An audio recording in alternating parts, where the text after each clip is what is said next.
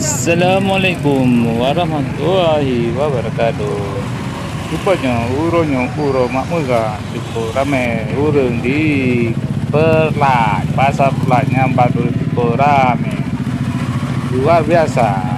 Ramai kata lupa saja ke teman-teman nak tamang kena tempat semesti tak lemot kiban koko kiban dengan suasana megang di Perlat. Kita tamu ramai tak dua biasa ramai. Saya ada pedang Honda Ino.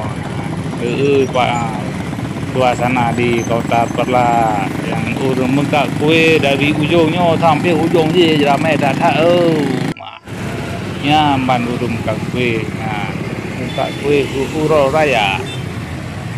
Ya itu menyambut Uro Raya Idul Fitri. Ya muka kue Ino di sampai tiga kan tu ka dono jenum langkah setiap